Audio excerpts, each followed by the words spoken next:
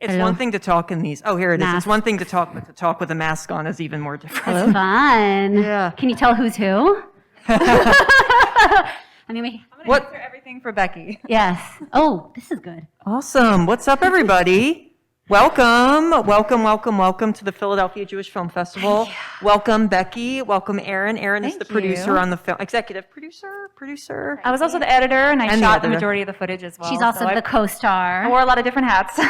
A lot of one. Yes, indeed. Yes. Oh my God. You know, this movie, I rewatched it last night and I was taking notes and I literally was writing down so many quotes that were said in the movie because there are so many. Like, I want these as like magnets on my refrigerator. Ooh. Like, there are I even wrote some down. I mean, you say a few. Jewy is just a label. It's the stuff inside the packaging that is the most important. Yeah. Assimilation trumps preservation.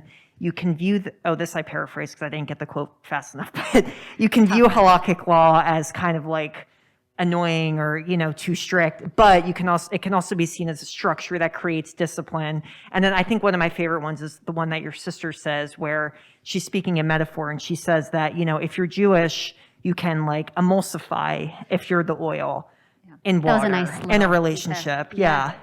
Really good imagery too. I was like imagining that. Really salad dressing. Yeah.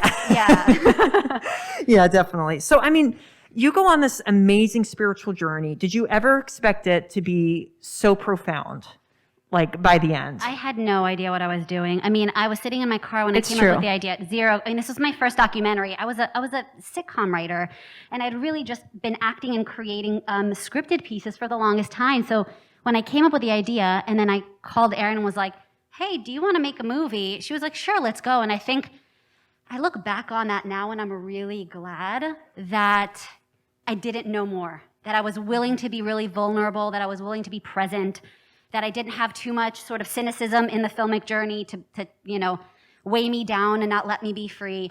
But 6.5 years later, we're still friends, so that is a good sign. I'd like to say, I'd like to think. And I mean, my life really changed completely. I think you see in 66 minutes from beginning to end, I don't recognize the girl at the beginning because just so much changed. So much changed. It's amazing because, you know, it kind of started off almost as an experiment. Like, you know, your sister was getting married to someone who wasn't Jewish and you kind of just wanted to explore it, like the whole interfaith thing in Judaism, because it's viewed as taboo by some Jewish people. And for other Jewish people, they're like, no, it's no big deal. So, I mean, you were born in Israel. Yeah. You came to Philadelphia. How old were you? I was 6.5. 6.5. Wow. Yeah. And you said in the movie too, your mom wasn't super observant. No, she ran away. She was raised Orthodox. Really? And was like, not for me. And raised as conservative. That's crazy. And you guys also, so you guys met at, we just got dinner and we just had this discussion. I'm so sorry if I'm repeating it. It's hard to remember details. Temple University is where you guys met, right? We both went to Temple at the same time, but did not meet until we were in Los Angeles. Through mutual friends from Temple. Right. It's all meant to be. Yeah, but basically Temple brought us together. Definitely. And Erin, like, what attracted you to this project? I mean, apart from you guys being friends. Just was there anything about Becky's, you know, idea and journey that, you know, kind of, you know, tugged at you or that's not the right word. You know what I mean? Like, I know what you mean. It didn't start off in this way at all. We were just going to just film a couple things, maybe take a train ride across the country and ask people questions.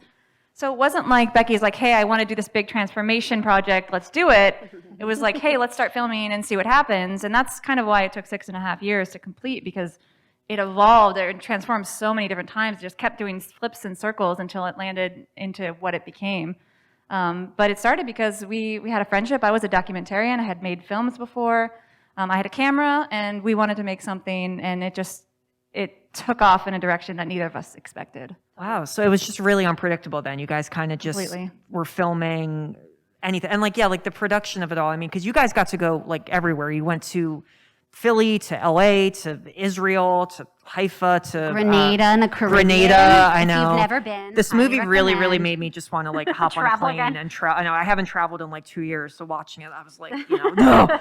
But yeah, so it was a pretty like small production team then? I mean, we kind of took it as it came because I was documenting an authentic journey and I couldn't just like a movie write out the beat sheet and say what was going to happen in all 3 acts. It was like, let's start here and see. So we weren't filming straight. We had jobs. I was scrambling to raise money to make sure that I could continue to fly Erin out and get other videographers locally, wherever we were. So it was certainly a piecemeal project. Erin wasn't the only videographer. We had several other people shoot it. In Israel, I had a different team until I realized that was a big mistake and flew Erin out. I was like, I can't not have Erin here. This is so tough. And I made her come out to Israel. So we really took it as it came and tried not to force it. And that's a part of why it took longer. But 2 years into filming is really where I realized this wasn't finding an end. And that's where that twist happens. I remember calling Erin and being like, I'm hitting a wall. And I think I'm the wall. I think I'm keeping this film from hitting a deeper sort of next level. And what I realized too, I look back on this film now and I'm like, oh my God, it's so wild to see. I was asking one question, but really there was a deeper question waiting to be like unearthed.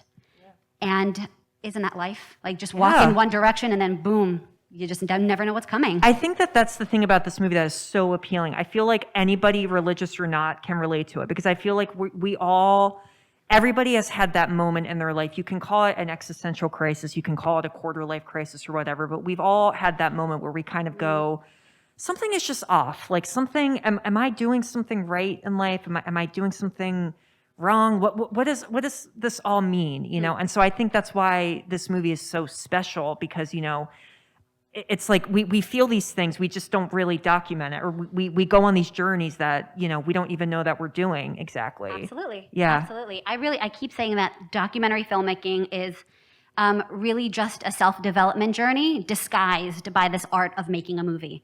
Like I was never really making a movie. I don't think Erin was either. And even in post-production, which took us about 2 years, we had, 150 hours of footage. We sat together for months on end, like, how are we going to go through this? And we could have made 1 billion movies, and we made maybe 10 before we made this one. Probably at least. I mean, you know more about Judaism than my family, I think. Possible. It's true. It's true. I learned a lot. So we changed a lot through the journey. If anyone ever wants to change, make a movie. Turn the cameras on and walk with a question in your life, and I guarantee something will pop up. You might not fly to Israel. You're welcome to. But just make a movie and that's it. No big deal. Yeah. I had no money or so anyone can do it, I feel like, at this point. That's amazing. Yeah, and I mean, I think it's a good movie too because, you know, you really explore these things in Judaism that people sometimes aren't comfortable talking about. I mean, interfaith marriage, I mean, there's some quotes in the movie, like you interview this one guy that says, it's like cutting the cord, you know, it's literally like you're breaking tradition. And that, you know, I think that I related to that in a way because, you know, I converted to Judaism and sometimes I get the same thing where I get some Jewish people that are very much like, that's awesome. But then I'll get other Jewish people that are like, that's so cool. Is your mom Jewish? And I'm like, no, it's on my dad's side. And they'll kind of give me that look of like, cool. And like, then they'll kind of walk away and I'm like, okay, I don't think that they approve.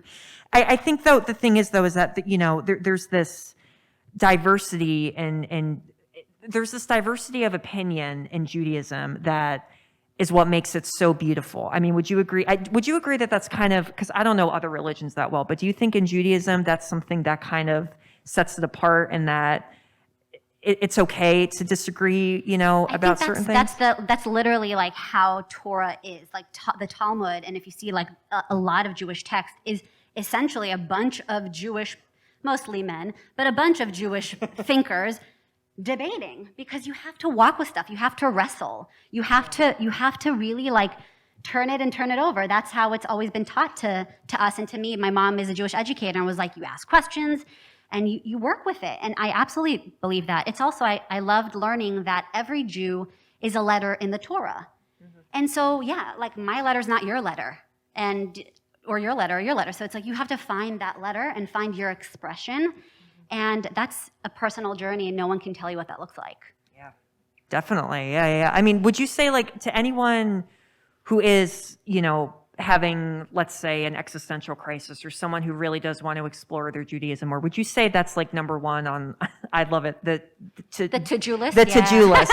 Torah is like the most important thing on the to-do list. Would you say that? You know, Torah is a core part in understanding what Torah is. Like, I was like, what is Torah? What even is it? Yeah. So I think Torah is absolutely fundamental. It is really what's kept us Jewish, and it's been this like beautiful download of all of the things of how we get to walk in the world as Jews, but there's so much other stuff. Even when it comes to ethics and stuff that's sort of like, Torah is like the Big Bang, and all the other stuff that came out of it is like, how do we show up in the world? How do we dress? How do we self-express? How do we relate to one another? You know, how do we create? All of that's not in the Torah. The Torah is you know, you have to really dig deep. And so I think there's a lot of other stuff to study as well that can make it more real. When you tell a young Jew in Hebrew school, like, you got to study Torah, they're like, that doesn't... Do I have to? Do I have to? That doesn't feel cool. That doesn't relate to me. But if you say, let's talk about what it means to treat your neighbor like treating yourself. Let's talk about what it means to do right. What is right? What is truth with a capital T? And those questions, if I wish I had those questions come up in Hebrew school, I feel like I would have stuck around. I just found my Hebrew school dropout form. Literally dropped out of Hebrew school. We didn't Why put that didn't in the you bring movie? it? I should have. You should have brought it. No, I didn't find it in time for the movie. That would have been awesome. Just like a zoom in. We could have like kept it like here in the museum. Oh, Yeah. what a relic! Put I'll it in be one of back. the exhibits. You all heard that, so. Very cool. Yeah, no, I think, you know, and another thing I noticed, I mean, in the movie, it seems like, yes, you do kind of hit a wall at some point. Many points. Many points. I mean, yeah, I kind of giggled a little bit. It was in the beginning, but there's that scene, you know, when you're on the couch talking to that guy and he's just giving you so much information and you literally look at the camera Rabbi like, Klatsko. like, yeah, yeah, yeah. That was my living room, by the way, my one-bedroom apartment in Los Angeles. That was. We prettied it up. Even watching that, I kind of was like, yeah, I'd probably have the same reaction too. But it seems like, you know, it really was when you went to Haifa and you visited your grandfather's grave, when this really sparked something in you. Like that was kind of the moment, it seems, when you were like, yes, I'm going to become more Jewish. And why do you think that is? Because I feel like it's weird that it is sort of, it always comes back to family and ancestry. There's just something in people that it just sparks, you know, and they just go, yes, I want that. That explains it. Well, I think what makes the Jewish people, and it's a people, not just a religion, so unique and meaningful to me, at least, is that we are family. You know, it's not just like you believe this thing and so you are Jewish, and which there is a part to that, but even when you convert, you are a part of, you're my brother now. And that, I mean, you are. And to me, learning that and growing up with that is like, I was taken into people's homes. It will make me emotional. We're family. We're blood. And so there is an absolute responsibility to take care of one another in a much deeper sense. And when I went back home and I was like, just chilled to the core, I mean, seeing where I grew up, remembering that stuff, for one, is always so nostalgic and meaningful. But it hit me. Like, my family fought for this. I am privileged in LA. And what am I doing about this? What am I doing with my life? What is my purpose? What is my meaning? And how am I going to show my family that I'm proud that they fought for so long? Like, I really felt like I was standing on the shoulders of giants. Yeah. And now when I, you know, continue to talk to other Jews and non-Jews, it's not just, it's like, only if you're a Jew do you get to relate to this. And that's absolutely not the case. And Erin knows that firsthand. It's not at all that. I mean, everyone is family to me. But there is this added responsibility to positively represent the Jewish people. I think we're at a weird time, unfortunately, in the world. Israel doesn't have the greatest PR, neither do the Jewish people, and I think that's really unfortunate, but also it's sort of like, it's our history. So I'd like to be the person that is able to flip some stories on their head. We have a lot of stuff in the media of people sort of leaving the fold, which is fine, you're allowed to leave the fold. But I'm excited to create stories of people reclaiming the fold and making it something that's beautiful and meaningful for them, which is what I did. Yeah, that's beautiful. And, you know, that kind of leads me to my next question, because what I really liked in the movie that you guys did was you showed both sides of opinion, you know, because I feel like a lot right now in film and television and in the media, I feel like there's a lot of one-sidedness going on. You know, I was reading the other day, like there's a show on Netflix right now that's very much like not Desperate Housewives, Real Housewives, which I don't watch, but it's okay if you do. I just don't watch it. It's a show about a woman who, not the show on Netflix I'm talking about, it's about a woman who, you know, left her Orthodox community. My Unorthodox life, yeah. And, you know, it's very popular. It just got renewed for a second season, but there are a lot of Jewish people that are upset, and a lot of people in general are upset because they say it's not her fault, but they don't like that the show is only showing her side, because, you know, there's a lot of non-Jewish people and a lot of non-educated people who might watch something like that and go like, oh my God, yeah, Jews are just crazy. Look at what they do. And I think what I love about the movie is like I love the scene when you talk to the woman about, why do you dress so modestly? And you get to hear them explain it. And it brings like so much hope in a way, because they just say, well, because we're a community, like, we just feel safer. Like when we see another person dressing modestly, it's good, So I mean, like, do you guys think that it's so important that we increase, showing both sides in this, matter? It's such a good question. I feel like Erin was really we have to be balanced police throughout post-production. And I'm really glad I had you I mean, you could probably speak better to this because I was in it and then also trying to sort of tell a good story, like a balanced story, one that's going to be appealing, but also educate. And I couldn't get out of my own way in my head because I was in it. So I don't know, maybe you can answer that one probably a little better than I could. It was also the authentic journey we were on too. We interviewed dozens of people, just really smart, amazing people with the entire spectrum of opinions. And it didn't do the story or her journey a justice to not show all of these different opinions on this topic, because it's part of what made it so confusing and difficult. It's part of what brought her to what ended up being her truth. And I, for one, found it absolutely fascinating how the opinions differed. And so throughout the process, we had some pressure with some people giving us critiques, like, oh, take this guy out, we don't like this thing. And ultimately, we and I fought for certain things, like, hey, this is a point of view. Like, let's share this. Like, people are going to be watching this and seeing themselves in your journey in various aspects, so why not give them the full spectrum that we were privy to?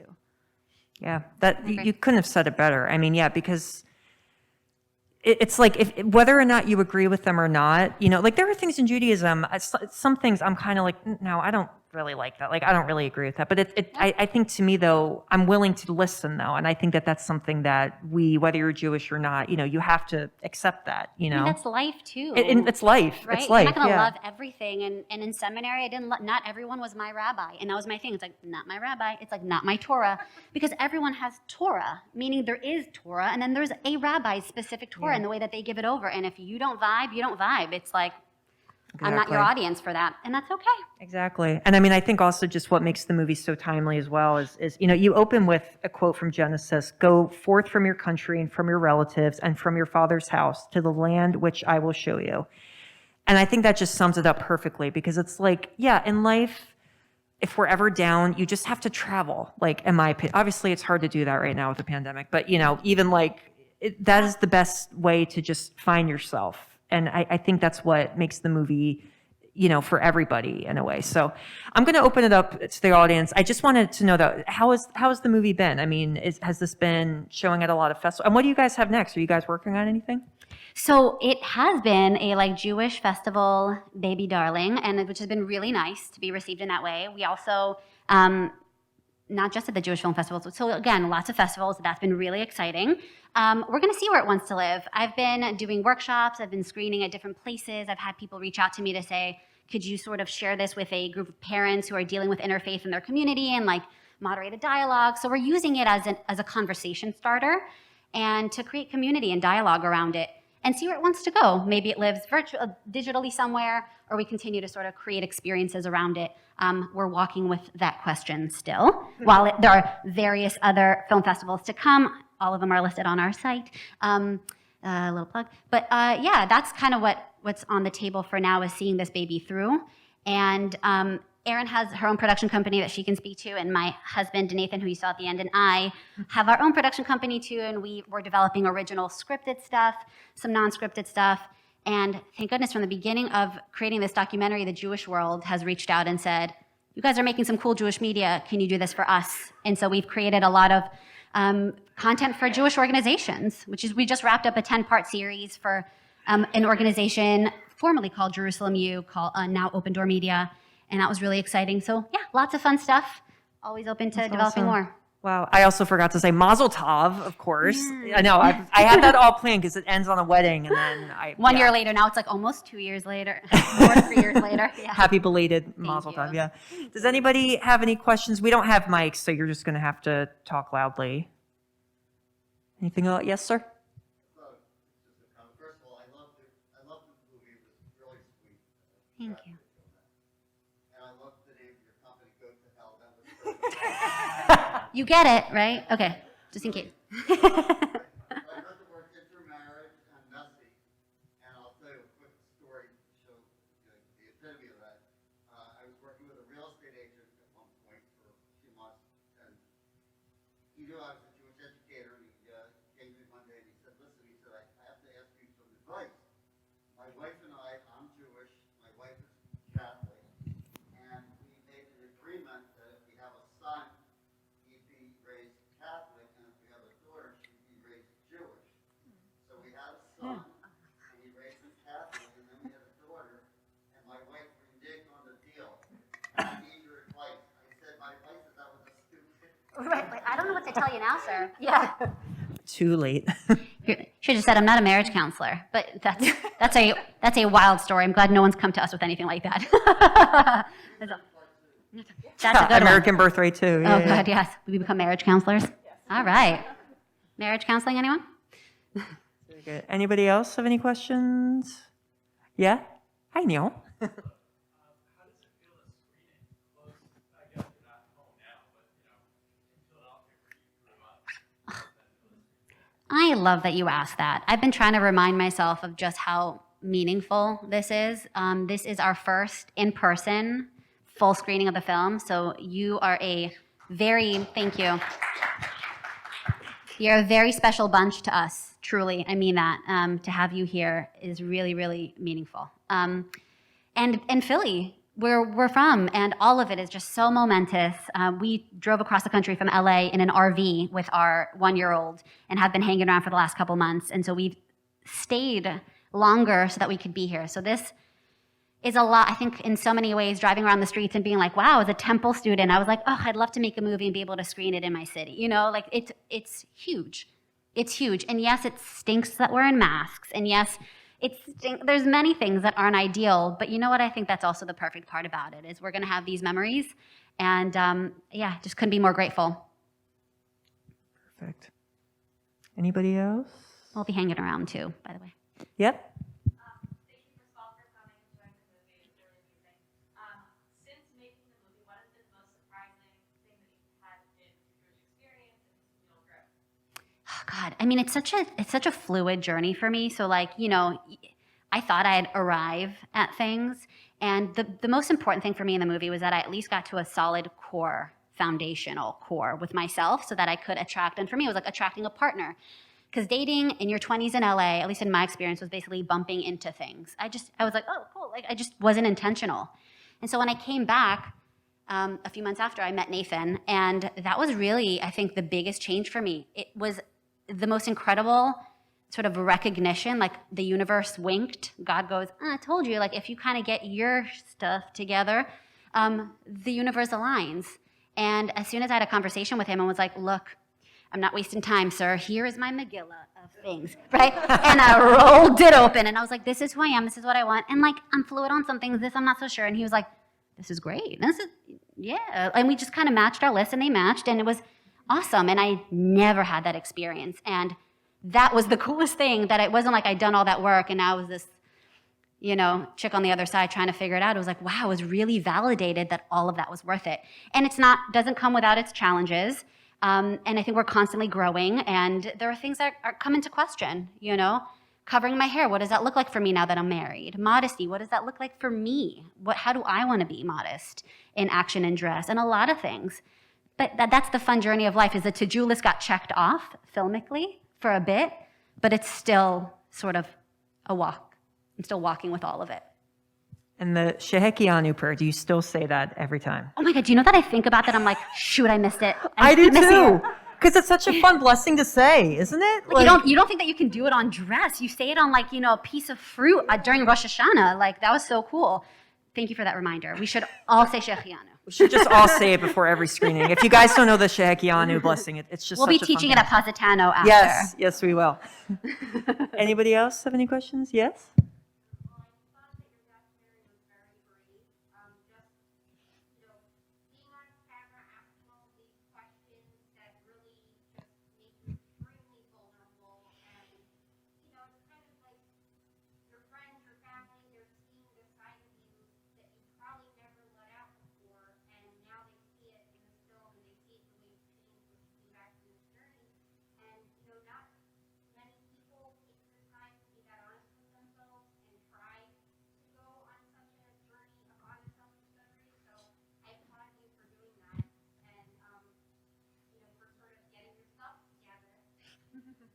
Thank you. Can you be my PR? That was beautiful. Thank you so much. And really, I feel like it was, and I do want to say this and not have it sound super fluffy, but I kept fighting to do it and be as honest as possible because I knew that one day there would be an audience. And like you all sort of existed in this like future that I made up. And I was like, must finish this really difficult thing. And so thank you guys, actually. Look at that. Yeah, you listened to the signs, you know, and it all happened. And look where we are now. Awesome. Well, thank you so much for coming. Thank you. Thank you all. The movie is streaming all week until until Saturday. No, until Sunday. I'm sorry, November 14th. Sunday. And yes, if anybody wants to come, we're going to go to Positano Coast for a little happy hour. We'd love to chat and mingle with you guys, talk about more of the films that we have coming up. And yeah, thanks a lot. Thank you guys. Thank you.